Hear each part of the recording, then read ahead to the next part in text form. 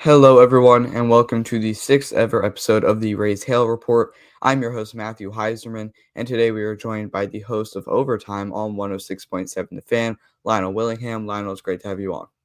Hey, appreciate you having me, buddy. Absolutely. And getting right into it, I think there's been a lot of talk recently about the expectations for this team going into 2025, what they can potentially do. Jaden Daniels had a historic rookie campaign, and some people are saying that he could potentially regress in year two. Considering how well he performed last season, what is the truth behind that statement, and could you see him becoming the next CJ Stroud of this past season?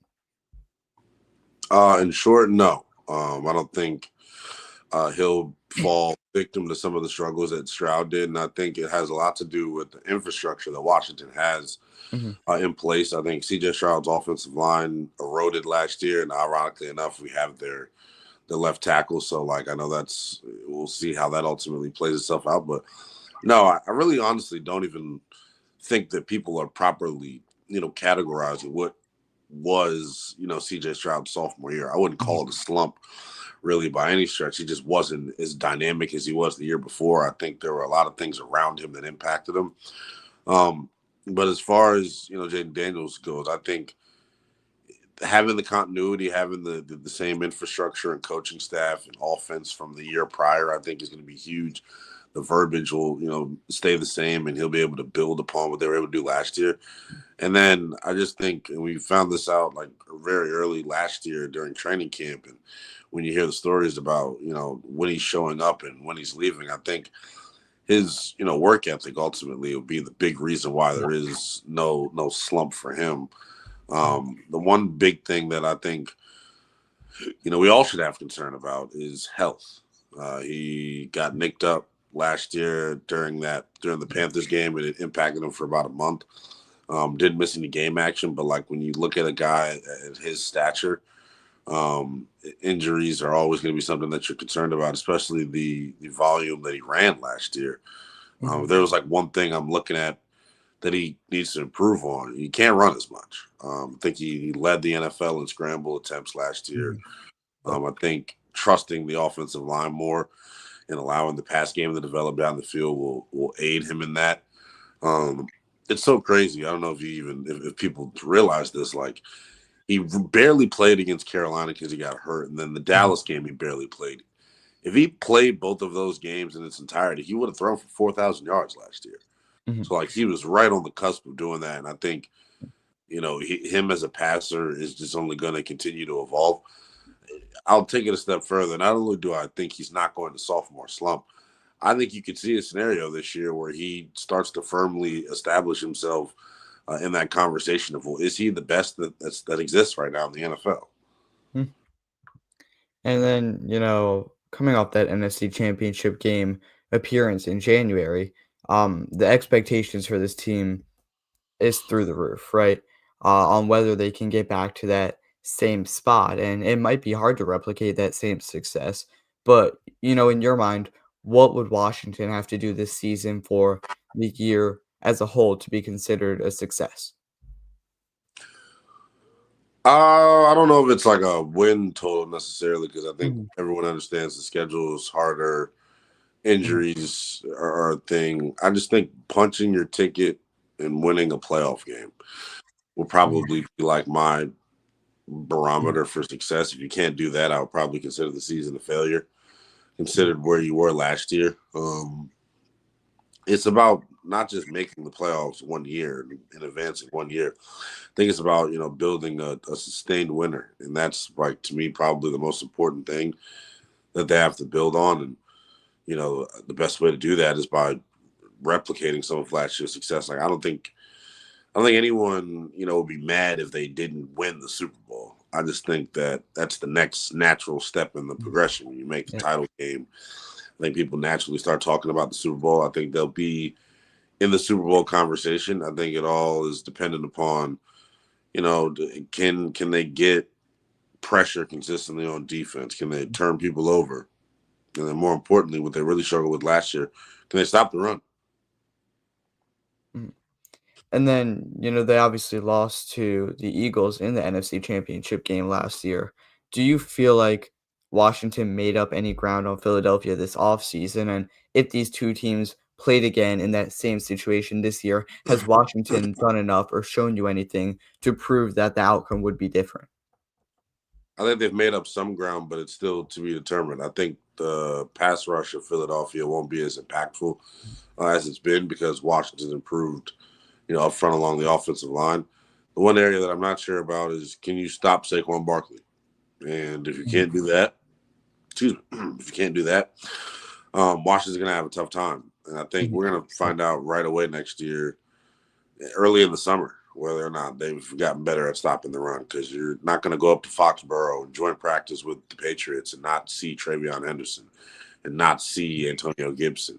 You're not going to, host the Ravens in Ashburn and not see Derrick Henry and not see, Keaton Mitchell and the staple of backs that they have. So I think that's the most important thing is it has the run defense improved, has the defense, as a whole improved.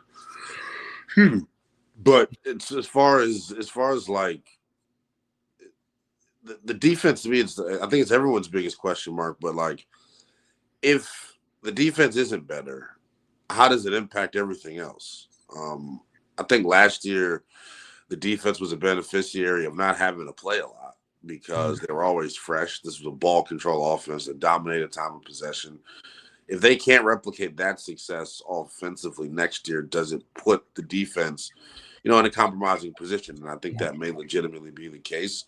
I actually think the defense will take a step forward. I'm a big fan of Marshawn Lattimore and Trey Amos Mhm. as your outside corners. I think that could really change things for you in terms of being better against the pass. I know that was something that Washington, got exposed with in the conference title game. Is they couldn't stop AJ Brown and Devontae Smith on a consistent basis, and you couldn't stop the run. So Mhm. I think having Marshawn Lattimore healthy is great. Trey Amos has been good throughout the spring. We'll see if he can fend off Jonathan Jones and be the week one starter, or how long it takes him to, be fully ingratiated into the first team defense. But the defense is it's got to be the key to this team this year. And I think anyone that says otherwise is not being truthful. And then getting into the wide receiver room, there's obviously been a lot of like off-season videos coming out about Deebo Samuel, with a mixed reception, but in general, a lot of that stuff is a bunch of Eagles fans, a bunch of Cowboys fans. I think the first video was the Scott Abraham post where people were calling him slow and out of shape. Uh, a photo came out like 2 days ago where it looked like he's in the best shape of his career. So I'm not really concerned about any of that. But until Terry's extension gets worked out, we could definitely view Deebo as the top wideout on this team. So, what are your expectations for him this year, and what would you count as a good year for him? What would you count as a productive season for him during his first year in Washington? Whether Terry is in the building or not, I think Deebo Samuel is going to be the leading touchdown scorer for this team. I think he's in a position right now where, Washington, led the NFL in screen attempts last year. Mhm, Debo has been the best run after the catch receiver in the NFL for really the majority of his career. mhm, So I think having those opportunities next year is going to be big. I think playing with a dynamic quarterback like Jaden Daniels helps him out as well too. It's no slight to Brock Purdy, but like this is a different caliber of quarterback. I think in terms of how he can potentially unlock him. Um, Debo Samuel, I think, is motivated. I think he's in great shape. I don't think his dip in production has much to do with him being in shape or not. I think it's mhm. just when you've Yep. got Brandon Ayuk, when you've got Jawan Jennings, when you've got Christian McCaffrey and George Kittle, your touches get limited, and I think that's part of why Debo wanted out. He wanted a bigger role on the offense, and like there's just too many mouths to feed in San Francisco. Ultimately, they paid him because they respect him and know what type of talent he is, but things have changed. When you trade for Christian McCaffrey, I think Debo's role changed immensely, and that kind of impacted how they viewed him. I don't know how widely reported it is, but like he had pneumonia last year. Like, that was something that definitely hampered him. He's looked really good in the spring. They Every time they went 7-on-7, like the first pass goes to him. Like Mhm. he's somebody that's going to get a lot of targets. Last year, it was evident watching training camp that Zach Ertz was going to have a big role in the offense based off of Yeah. just how much he was targeted. And I think the same Mhm. thing could be said, this offseason about Deebo. They're going to make a concerted effort to get him. I think really it should be you need to get him 8 to 10 touches a game. Mhm. Like I think and maybe it's 10 to 12 touches a game. He's that type of weapon on offense. I do not want this to be underscored. Like I just think it's so funny. Like whenever we get a guy, I think I call it scoring lover syndrome, Matthew. Whenever we get a guy Mhm. that has had maybe some trials and tribulations in another spot, I think fans are weary of them coming here and being able to have success because of what's happened, in years past, that narrative of like, guys come to Washington for their career to die. I think I just saw last year, like when you Mhm. come to Washington, you have a career renaissance. Mhm. Zach Ertz looked like he was going to retire the year before. Like I was Mhm. completely unimpressed with Zach Ertz post Philadelphia. And what they got out of him last year was awesome. I think Bobby Wagner, if you talk to him and just the preventative maintenance they did to keep older guys like him and Eckler and Ertz from getting hurt, I think it's huge. And I think they'll have that same type of plan for Deebo Samuel in terms of keeping him healthy, keeping him fresh, keeping him spry. I tell people on the radio all the time, like that's sprinkle if you can get good odds, I put $5 on him being the offensive player of the year. I think he's going to have that type of impact on the offense. I think he's going to have the opportunities, though, first and foremost, more than anything. You mentioned the receiving core as a whole here, and I don't want to jump the gun. I know we may get to it eventually. If Noah Brown is out and having to miss any amount of time, like the group all of a sudden takes on a different personality. And I think Luke McCaffrey in year number 2 is a guy that's going to have an opportunity, and hopefully he's able to seize it. Mhm. And then, sticking with the wide receiver core, I didn't want to talk about Noah Brown, but I do want to talk about Terry McLaurin's extension a little bit. Um, last time he was holding out for an extension, it was in 2022. He received it on July 5th, which would be tomorrow. Yeah, Now, Schefter said that there's been limited progress being made in the deal. Now you also, I think it was like a post on his Instagram recently where you could see he was on vacation. So you also have to consider like this is someone who's doing other things, and just because correct. they're not signing this contract, you don't necessarily have to panic. But I do want to ask you, with Veterans Day or with veterans reporting to training camp, July 22nd, when do you start to get a little worried or concerned regarding this extension and whether he's gonna be a Commander next season? July 22nd. I Mhm. think right away. Um, it it's a real thing, and like I Mhm. probably am more worried than a lot of other people are locally, and maybe worried is too strong of a word. I just think we have this.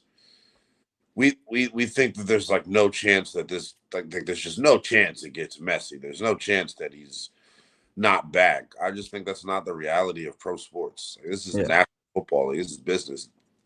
For Adam Schefter and Albert Breer to be reporting nothing but negative things surrounding this Mhm. negotiation, they could be saying neutral things. Like think about the way the reporting has been shifted is that they're far apart and that they have a lot of ground to make up. Adam Schefter said that. Albert Breer said that. He wrote in his MMQB fan mailbag last Friday that like they're still far apart. They're not gonna get closer. Like there's no numbers that are changing. There's no wide receiver that's gonna sign and make the market change. It is what it is. Terry's got a number that he's set on. Washington has a number that they're set on. I think the key is going to be can you meet somewhere in the middle, Mhm. and then to Washington's perspective, like they have the franchise tag at their disposal. Like he can play on his current deal, and they can tag him at the end of the year if they wanted to. So like this can go a bunch of different ways. That's not how I would go about it. If you can't agree to an extension with Terry by the third week of training camp, second or third week of training camp, then you have to trade him. Like you can't drag this out and have it be something that causes a distraction. And that's where a whole another can of worms is opened up with this convo because I think all everyone says is, "Oh, the front office and the organization would look like frauds if they chose not to pay Terry McLaurin."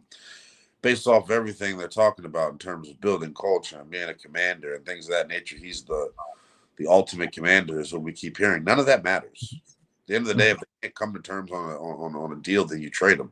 That is the way business works in the National Football League. It's no hard feelings to Terry. It's a business. It's also a tricky negotiation because of Terry's age, production, and Yep. things of that nature. So I'm 80. I'm 75-25 right now is where I would put it.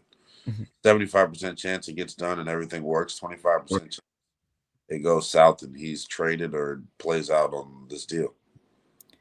And then I think you talked about this when you were filling in for the Rooster on 106.7, but on June 23rd, Nate Tice of Yahoo Sports compiled his top 10 quarterbacks in the NFL. He left Jaden Daniels off the list. Now, the list itself wasn't great at all, and it kind of made me question why I can't be a part of Yahoo as well. Yeah, Um, I mean, you put in Trevor Lawrence, you leave off Jared Goff, Jalen Hurts, and Jaden Daniels, which yeah. is just something I don't understand at all. Um, whether the list was good or not, does Daniels deserve a spot on that list, or like, do you have to see one more year of him thriving in the league to really be certain that he is a top 10 guy? Yeah, I gotta see it again. That's Mhm. I don't I think people were very, even our local media members were like overreacting to it. Like you Mhm. can't just anoint a guy a top 10 guy at a position after 1 year of production. Yeah. Not how we do that. I felt the same way about Jalen Hurts when Philly made their first run. And that was like his first real full season as being the guy. And they end up going to the Super Bowl. After that, he got paid. I was questioning why did they pay him so quickly? Like he had one good year of production. They paid him because contractually speaking, like they were getting ahead of it. And if you look at how his deal currently escalates, like he's an underpaid quarterback because of how early they were able to Mhm. sign him, and it's given them flexibility throughout the rest of their roster to do things like sign Saquon and extend both Devontae Smith and AJ Brown and Mhm. make moves on defense. Is why they're always in the hunt for a big name guy being available because from a cap standpoint, they've done a good job working things out. But like for Daniels, like it's 1 year. Like he can come out next year and stink. Like he's not above that. That's not, is it likely? No, but like I've seen too much football to know to anoint a guy after 1 year. Yeah. Imagine if we would have anointed Robert after 1 year and what Robert turned into. And I'm not comparing the two Mhm. because I think Jaden, excuse me, he's just a better player, like better player, better work ethic, all the above. So I don't know if he's a guy that's can fall victim to what Robert fell victim to, but I think he'll play well next year. I think he'll be firmly in that top five conversation next year, maybe the top four, based on how well he plays. But I need to see it again. Like I can't just do it off of 1 year, and I think that's what these lists are reflecting. And, the other day reports came out that the DC Council is likely to delay its vote on the RFK Stadium deal, pushing it back to mid-September at the earliest if they do decide to delay it. Um, if this delay comes to fruition, what does that mean for the whole situation and the odds of this deal getting done? I don't know if the deal is going to get done. It feels like enough people that are in power want it to get done. So I think that's the main reason why it would get done. It seems like the next thing is, going to the president and having it be something that Congress just rules on. Mhm. And that may be their best case scenario. A lot of people want it to happen. Because the draft is in DC, I think that was like a under the table handshake deal between the NFL and the Commanders saying, we'll give you the draft, but like you got to get the team back to Washington. Mhm. So I think there's a lot of motivation on both sides for that to happen. But politics is a stupid, stupid thing, stupidest thing in the world. Bunch of greedy people arguing over money. It's very lame, and I hate it. The DC Council, if they fumble this deal, it would be the biggest financial fumble in the history of DC. Yeah. Man, there's no other way to put it. when you look at this stadium deal relative to the other ones across the NFL that are being done and across pro sports in North America that are being done, what ownership group is footing 76% of the costs? Like it just doesn't happen. So I get what DC is having to invest as a city, and it's a high number, but like it's not like you're trying to build a Chipotle, right? Like you're trying to build a sports and entertainment Taj Mahal, something that can host Super Bowls and Final Fours and WrestleMania, all those special events that we haven't had here in DC. And quite honestly, like it's a shame. We're the nation's capital, so to think that we haven't hosted the Final Four, we're DC, literally the Yeah. capital of the world, Mhm. and for them not to have a domed and closed venue to where you can host those major sporting events and then reap the financial benefits of hosting those sporting events, it's a travesty. And if they can't get it done, they should be embarrassed. Mhm. And I'm talking about the council, not the commanders. This Yeah, is this yeah, isn't on the commanders. yeah. And then, two more questions before we Yeah. wrap things up.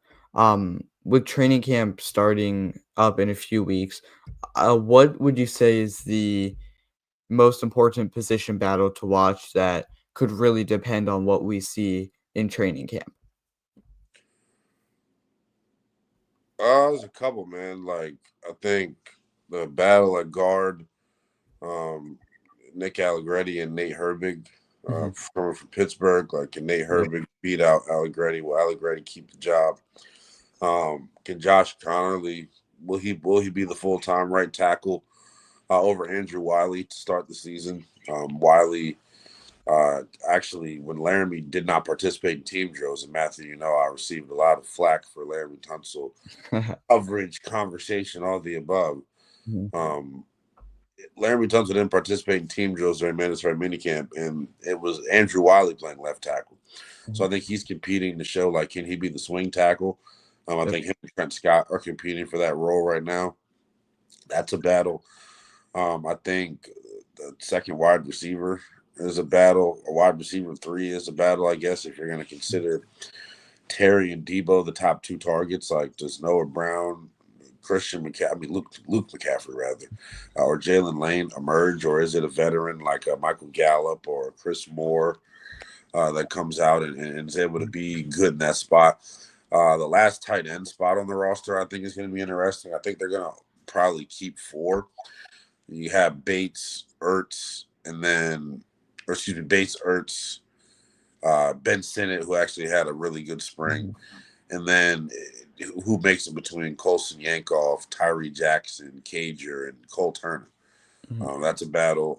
The third linebacker spot in base, like just everyone's kind of penciled Jordan McGee in. I don't think that's the case at all. I think he's got to earn it. I think Kane Madrano is going to make that difficult. I think Dom Hampton is going to be a part of that rotation as well. The safety spot opposite Quan Martin to me is another spot. Like I think Percy Butler is probably a special teamer and yeah, not somebody that I would be playing in my regular traditional defense. They played three safeties a good amount last year. So like who was that second and third safety? I like Jeremy Reeves a lot. I think he's got the right mentality. And it's a guy that people look up to. So he's going to have a shot. Will Harris, who they brought in from New Orleans, obviously going to be in the mix. Don't mhm, know a lot about Will Harris, so I'm not just going to pencil him in as the guy. I know Tyler Owens has moved in a lot of different places in the secondary throughout the spring to this point, and then undrafted free agent uh, Robert McDaniel from Jackson State yeah, has lined up at free safety. He's lined up at outside corner. He's lined up at slot corner. He's lined up at dime backer. He is a guy that they've moved around a lot, and I would be curious to know if he makes the team. The defensive end spot opposite Dorrance Armstrong, I think it's going to be Dietrich Wise um, on first and second down. But can Javante Jean Baptiste carve out mhm, and be the clear third edge rusher? I think that's something that you can watch. There are a lot of position battles. It's yeah, basically how I put it. Can can Jonathan Jones fend off Trey Amos? Like that's everyone just thinks that Trey Amos is going to be the starting corner. Well, Jonathan Jones has won a Super Bowl in this league and is a veteran and has a ton of experience. So that'll be interesting. And then this isn't a battle, but it's something that I think is going to really determine how good the defense is. Mikey Samuelson's going back to the slot. He didn't play slot at all Yep. last year. So is there an adjustment period with that? When he was lined up in the slot the first couple of weeks of the season, he gave up the most touchdowns in the NFL. Mhm. So that's something that I know isn't talked about a lot. If you look at his numbers in the first month, he gave up the most touchdowns in all of football. So can he adjust? I think he'll be good against the run. Can he adjust in coverage is my only thing. But overall, it's gonna be a fun camp. This will be the and in our lifetime, this is the best roster they've put together. Mhm. Is how I would put it. And I think this will be the most difficult team to make that I've covered and that we've Mhm. followed here Yep. for sure. Absolutely. Yep.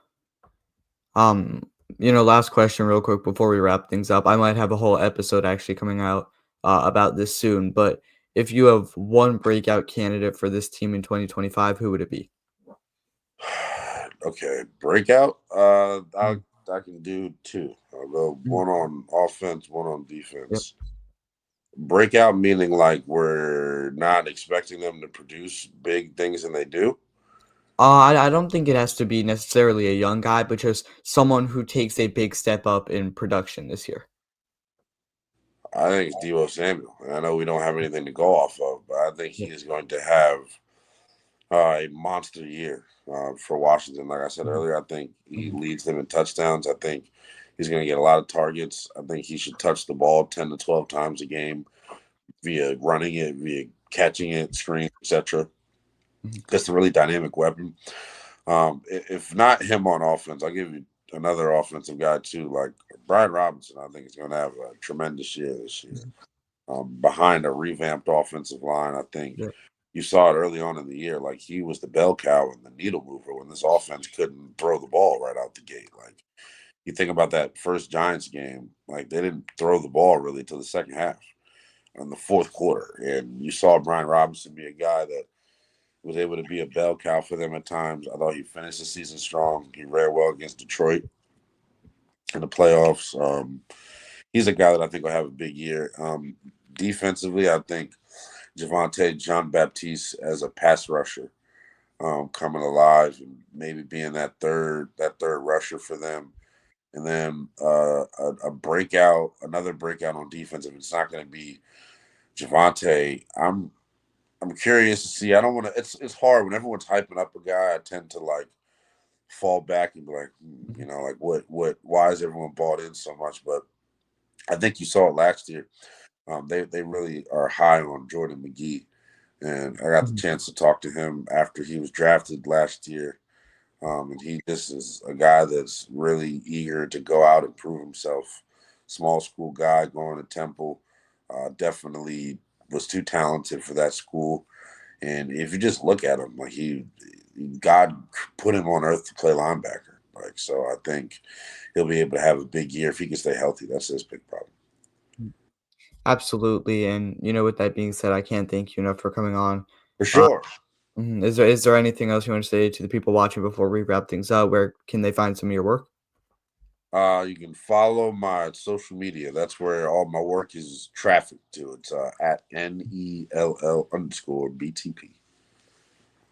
Absolutely, and, if you made it up to this point, I can't thank you enough for watching, and as always, we will see you next time.